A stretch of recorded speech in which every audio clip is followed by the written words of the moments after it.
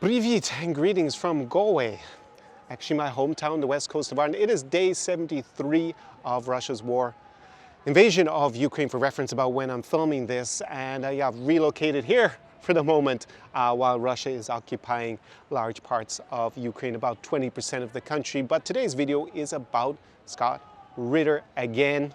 So he keeps getting invited on random, I guess, podcasts and whatnot to spew out his pro-Russian rhetoric about how Ukraine has already lost, the Russians are winning no matter what evidence he has in front of him, because on day one he was predicting that it would only last 10 days and the fact that he would eat his tie if the Ukrainians were still resisting by day 10. Still haven't seen him eat his tie on camera, so Scott, if you're watching that, this offer is open to you still to come and eat your tie live on camera with me. On day 49, I have a video reacting to him, predicting that there will be 5,000 to 10,000 Ukrainian POWs per day in the coming days after that. And now we're almost 25 days later and still no sign of those 5,000 to 10,000 POWs. So what has he been predicting in the last 10 days? Let's go and have a look and have some fun with reacting to Scott Ritter once again, the American desperate for Russia to win this war, no matter what the evidence on the battlefield. Поехали. Tsar Experience. So here he is, Scott Ritter, been invited on Judge Napolitano. Seems a big fan of his, plan back on. So it seems to be around day 62 or day 63 of the war when he's on. And let's see what he says about what's happening in Ukraine. You know, it's just basic military math. When you have 1,000 artillery pieces on one side and 100 artillery pieces on the other side, the 1,000's going to win every single time, and that's what's happening. The Russians are overwhelming the Ukrainian defenders. Even those well-trained, well-equipped, well-led units don't stand a chance. The Russians are going very slow, very deliberately, by the book. That's one of his favorite expressions, by the book. They're going very slowly, that's for sure. So slowly they're hardly making any progress. Like another 10 days after he says that, they've made a tiny bit of progress around Severodonetsk on one very small axis in Donbass, and they've lost territory up in Kharkiv. They actually look like their supply lines for the main thrust down for Izium is in really big danger now. Yeah, real slow, Scott Ritter. So slow, it's hardly noticeable on a map. And they're just grinding the Ukrainians down. And I think everybody who looks at this realizes that, this is in case. Let's look at what the U.S. is doing. When we first started, we were just sending in javelins, stingers, and some light anti-tank weapons, because I don't think anybody expected the Ukrainians to last this long. Scott Ritter thought they'd lost 10 days maximum, and then he'd be eating his tie. It's day 73, Scott. Russia, at this pace, I don't know, if it keeps going at this pace, the war will drag on for years. Had they expected the Ukrainians to last this long, they would have front-loaded this with artillery, with tanks, with armored vehicles, all the things they're bringing in now. But none of the stuff they're bringing in now is going to make it to the front intact. I mean, one pieces might make it, but 100 tanks, no. 72 artillery pieces, no. So the goal right now isn't a Ukrainian victory. The goal is to bleed Russia, because there's part two to Austin's statement. They want to make Russia weaker so they can't do this again. So they can't repeat a Ukrainian victory. Well, how should I react to that? So they won't repeat a Ukrainian victory? Well, yeah, definitely NATO has an interest in making sure Russia never even thinks about invading one of the NATO states. And the best way to ensure that is a Ukrainian victory, like a Ukrainian victory over Russia. That is the best way to ensure that. So that doesn't make sense, what he's trying to claim. I mean, I know Blinken is talking about, Ukraine's already suffered a strategic defeat. That's just hot air. Russia suffered a strategic defeat. Russia's won this thing. It's game over. Game over. Really, Scott? I mean, how did these guys get invited back on anything with their record of being wrong? But he's so desperate to see them win that he's going to claim anything. Like, it's over. He actually said that in day one as well, when he claimed that Mariupol had fallen in the first hour. It's day 73, Scott. I know they've taken most of the city, but they're still fighting in Azovstal, there in the south of Ukraine. Well, I would tell the president of Ukraine that Russia just announced that they're extending this operation to seize all of southern Ukraine, up to Odessa and connecting with Transnistria, that you're about to lose all access to the sea. Right now, it's not a reality. Right now, perhaps if you surrendered and you ended this war and you guaranteed the neutrality of NATO and you guaranteed that you would denazify, that maybe Russia would be willing to stop this war, only taking Crimea, only taking the Donbass, maybe keeping Mariupol. Again, another surrender monkey. Please, Ukraine, surrender. Yeah, as if a Ukrainian president is going to do that in this situation where basically the weather is changing. So now actually this is good. We got this unusual hot weather in Ireland. Normally it's not like this. But the ground has actually become hard in Ukraine, which now favors offensive operations. So Russians are taking advantage of that as well around Severodonetsk, this small pocket they're trying to surround, because now they can drive their tanks on the fields there. They don't have to rely on the roads. But the big issue for Russia is that in spite of what Scott Ritter tries to claim, well, the West is supplying them, and it's not just America, also Poland and countries in Central Europe, with offensive heavy weapons like tanks and howitzers, and they're basically going to be able to do exactly the same. They're going to be able to go on the offensive, and we've been seeing that in the last few days around Kharkiv, where they've started to take back a lot of the territory north of the city, push the Russians out of artillery range of the city center, and soon they will be able to disrupt their supply line down to Izium, if they keep going, that is. But anyways, none of this matters for Scott Ritter. He's like, oh, please surrender, because then you'll still get a good deal. No deal that leaves Russian forces in Ukraine is a good deal from Ukraine's point of view, because this war is an imperialistic war. Russia and Putin said 2 days before he invaded that he doesn't consider that Ukraine has a right to be independent of Russia and that Ukraine's borders are legitimate, and basically he's just going to take it over and decide what to do with it, right? So it's an imperialistic war, and normally how imperialistic wars end is that the imperialistic power, like actually here in Ireland, yesterday there was a big election victory for Sinn Féin, which is associated with Irish independence and we'll say republicanism, right, on the United Ireland. They won for the first time on a local level in Northern Ireland. So it's kind of a little bit similar here. Basically, Britain, when Ireland was having its war of independence, they at a certain point realized that they just couldn't win. They couldn't keep hold of it. It was costing too much, and then they struck a deal. It wasn't a great deal probably overall for Ireland. They didn't become fully independent for another while, but at the same time, the imperialistic power, that's normally how imperialistic wars end. The empire basically recognizes they can't hang on to it, and then they sue for peace. It's not the other way around. So, yeah, this Scott Ritter guy. I mean, what kind of deal that he said would be basically that still maybe the Russians would be nice to them. Russia is going to, it's all about power from Russia's point of view, because they don't see that Ukraine has a right to exist unless it's going to be pro-Russian. And that's not the case. The people in Ukraine, the vast, vast majority who vote in elections are not in favor of that. There's a small minority that is. They got 18%, the pro-Russian parties will say, in the last elections in 2019.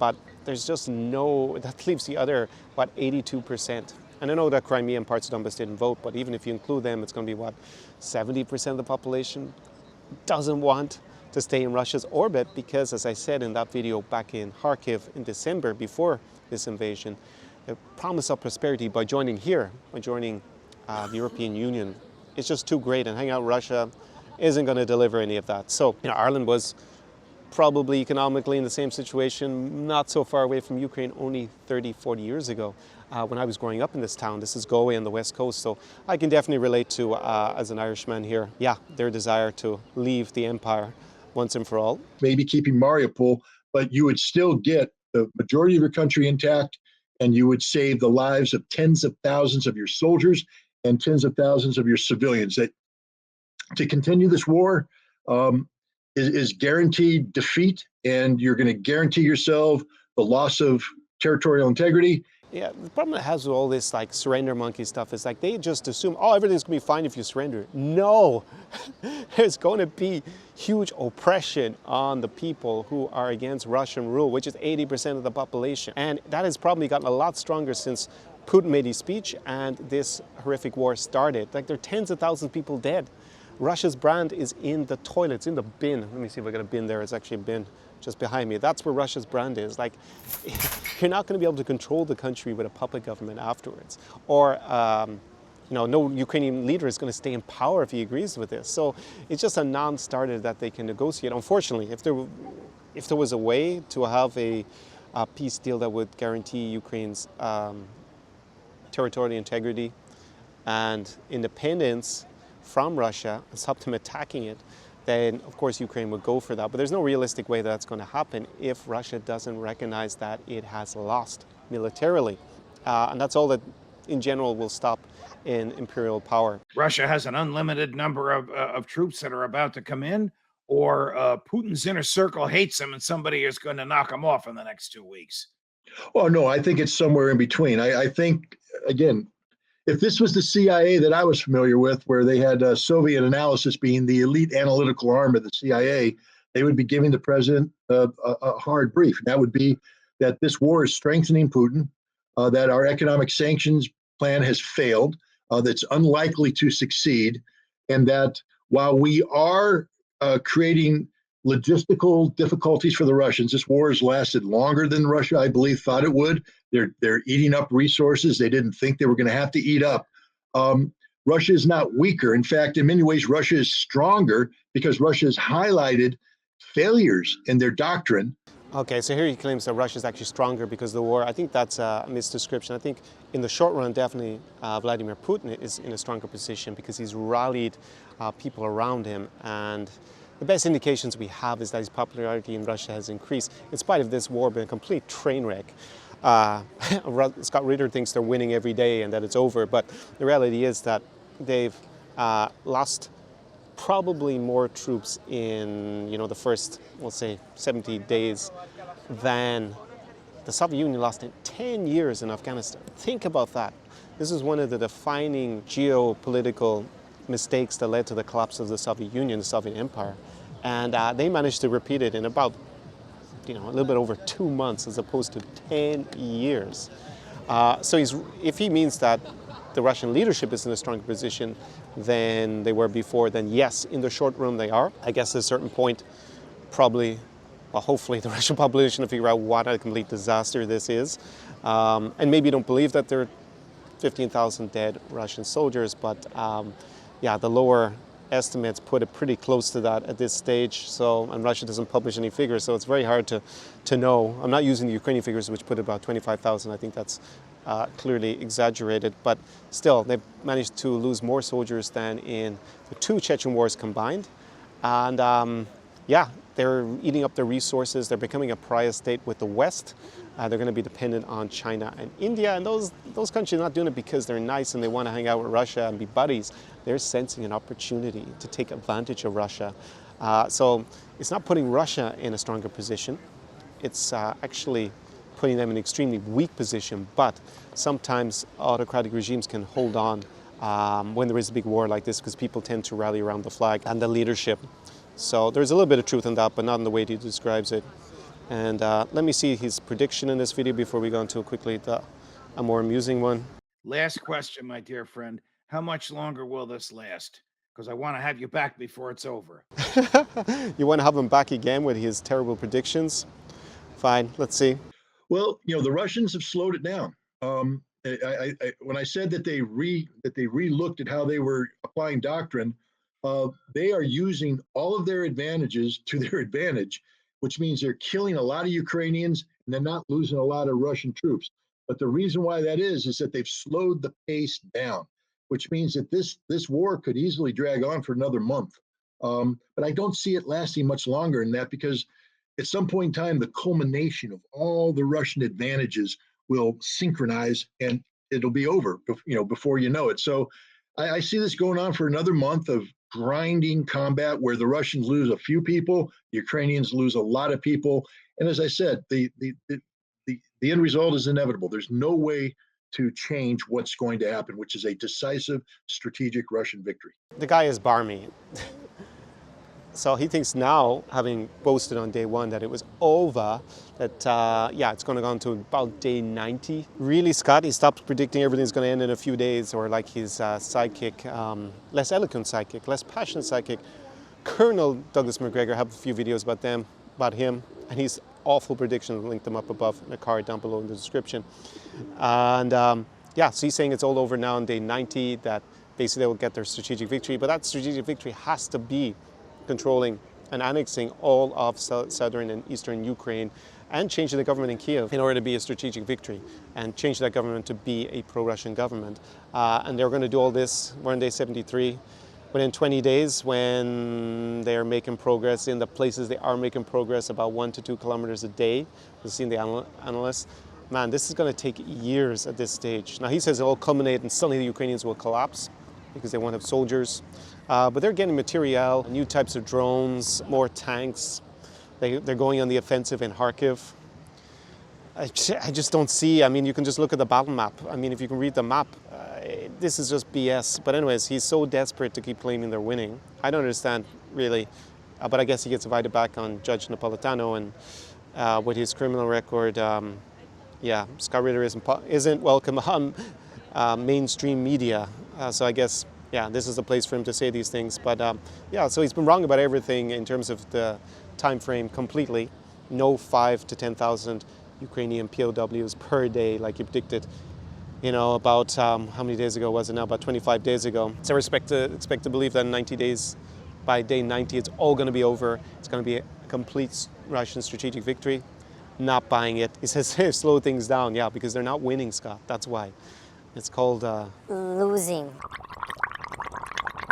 So we're going to go on to another video, and it's ironically, or appropriately, the name of the channel is Useful Idiots.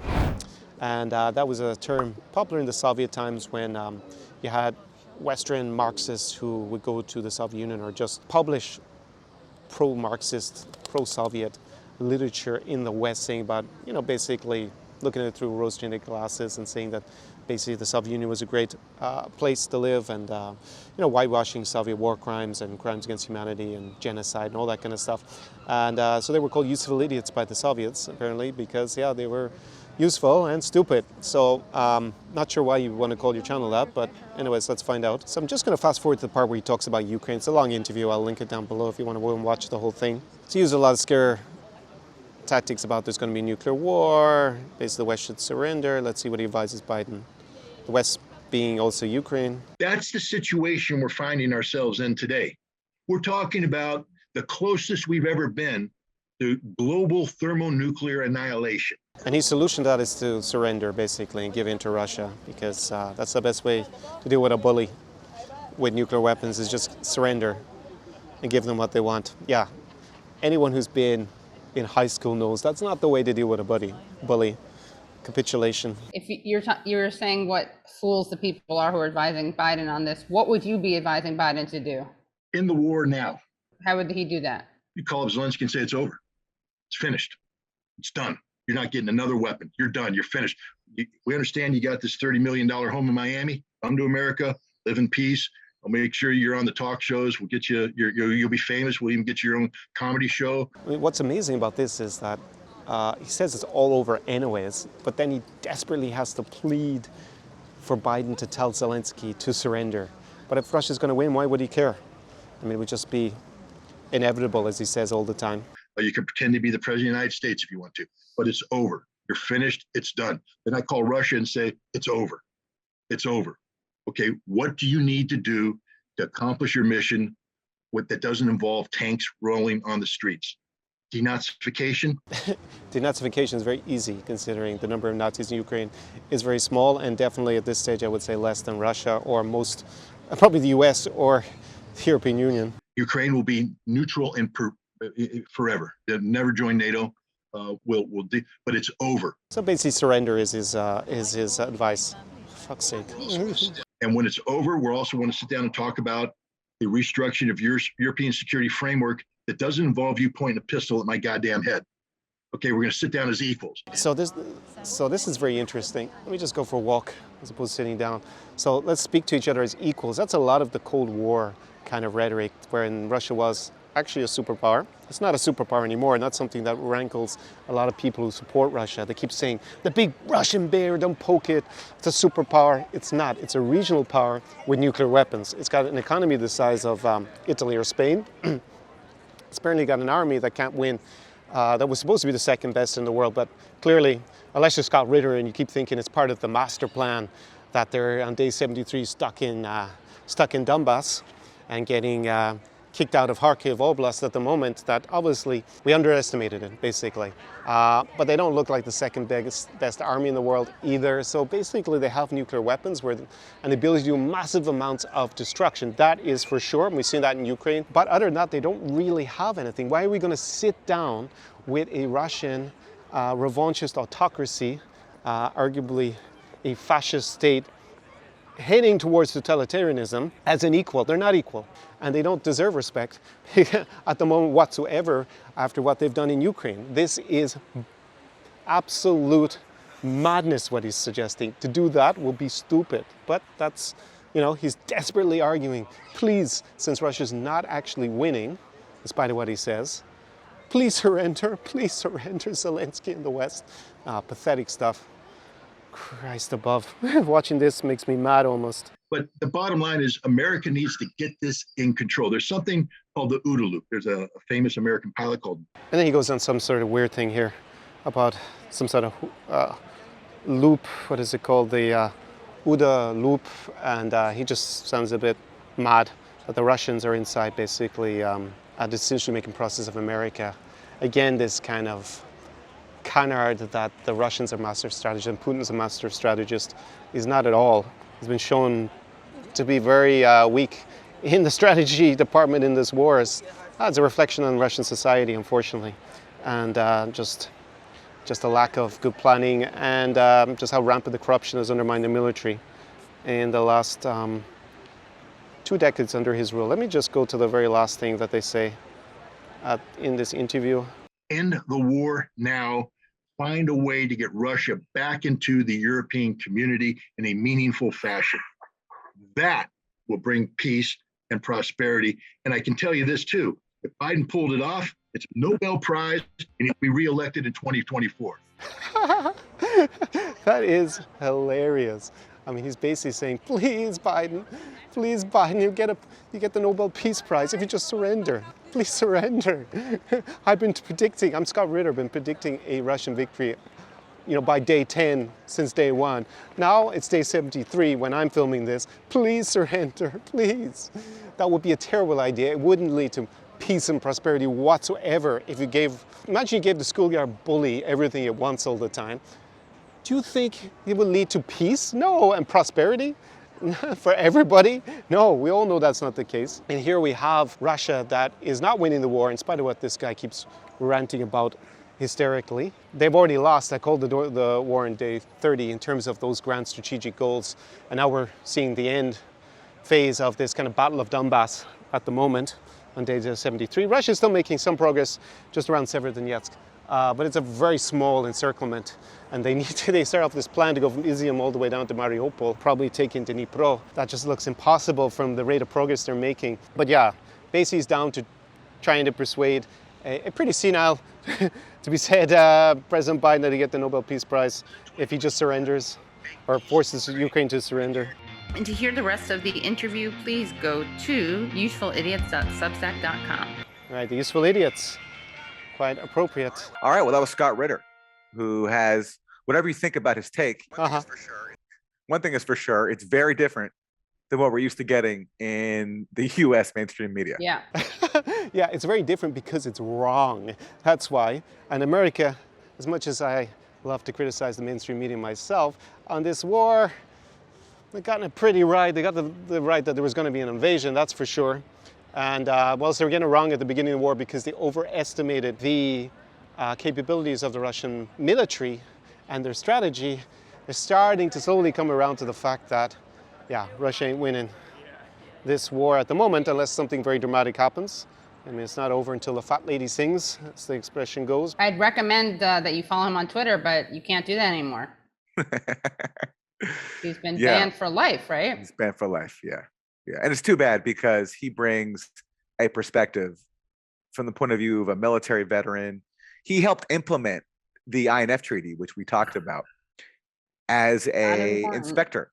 Yeah, he helped. So he's been on the ground inside Russia. He knows it very well. He knows Russia very well. There's no real evidence he's been hanging out in Russia. He's hanging out in the US all the time. I'm not sure if he really understands Russia. He was there apparently at the end of the Soviet times. And, Twitter, whatever, its importance is definitely inflated, but it is a place of debate. It has some Yeah. influence. And losing a voice like his, I think, is just it's too bad because it takes out an expert opinion. Doesn't mean he gets everything right, Doesn't mean he gets everything right. How about he gets almost nothing right? but he is informed and he does bring a dissenting point of view. And it's unfortunate that that's been silenced. And just like the media, dissenting voices like Scott Ritter's Right. are completely dissenting. I mean, you won't see him on CNN or MSNBC. That's for sure. Oh, yeah, that's for sure. That's why you come to Useful Idiots. That's why you come to Useful Idiots. There's another reason why he's not on the mainstream media, which is completely discredited because he has a criminal record and he's been on the sex offenders list. So that kind of kills your career to a certain extent, normally in the mainstream media.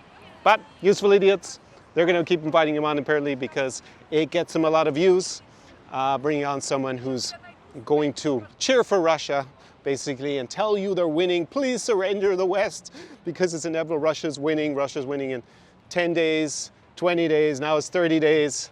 I guess on day 90 he'll have another story about how Russia is winning. So yeah, that's Scott Ritter.